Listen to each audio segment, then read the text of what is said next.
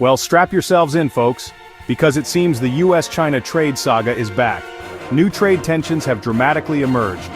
As reported on this very day, June 3, 2025, this latest flare-up is particularly frustrating because there was a glimmer of hope. A recent trade agreement made in Geneva, no less. Both nations had actually agreed to cut tariffs. It was a moment where it looked like sanity might prevail. But alas, that sensible moment seems to be over. Now we're back to the main feature: anxiety. This new friction is seriously threatening that agreement. Instead, it's like poking a sleeping bear, a very large, economically powerful bear, with access to a lot of shipping containers and a penchant for retaliatory tariffs. So the stage is set for more drama. The global economy holds its breath, again. The recent calm was evidently just the eye of the storm, or perhaps just a commercial break before the main chaotic programming resumed. Buckle up, it's going to be an interesting ride. Now let's turn to Beijing's perspective. They are, to put it mildly, not pleased. China is officially accusing Washington of violating that recent Geneva trade agreement. You know, the one they just signed. Beijing has pointed to several specific US actions. They say these moves undermine the spirit of the deal. First, restricting chip design software. That's a big one in the tech world. Imagine trying to bake a cake, but someone's hidden the recipe. And also, all the good chocolate. It makes things considerably more difficult. And a lot less sweet for China's tech ambitions. Then there's the continued targeting of Huawei. Poor Huawei. It's the trade war's favorite punching bag. And if that wasn't enough, the US has also been revoking visas for Chinese students. Imagine students just trying to learn, suddenly caught in this massive geopolitical chess game. It's a tough break for international academic exchange. So, from China's point of view, these aren't just minor disagreements. They see these actions as deliberate provocations, calculated moves to hamstring their progress, and to renege on promises made in Geneva. Now let's flip the coin. What's the US saying about all this? Well, US President Donald Trump, never one for mincing words, has come out swinging.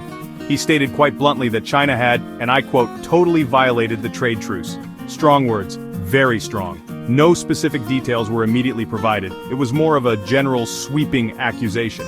This accusation of total violation is interesting, especially given the lack of immediate specifics. It's a bold claim, to say the least, leaving many to wonder what exactly prompted it. Was it a specific action by China, or a broader sense of dissatisfaction? The White House has been rather coy on the details.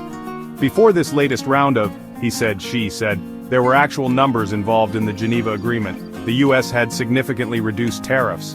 On Chinese imports, tariffs had plunged from a staggering 145% down to 30%. That's a massive cut. And China in return had also lowered its tariffs. On US imports, the rates dropped from 125% down to a much more manageable 10%. But as we're seeing now, June 3, 2025, that stability was apparently built on very shaky ground. So, where do we go from here? Is this the end of the brief trade peace, or just another bump in a very long, very bumpy road? Well, officials from both sides have hinted that US President Donald Trump and Chinese President Xi Jinping may speak soon, a presidential heart-to-heart, or perhaps a sternly worded video call, the modern equivalent of a summit, complete with the risk of a bad connection, adding yet another layer of potential miscommunication. However, there's a catch to these potential talks.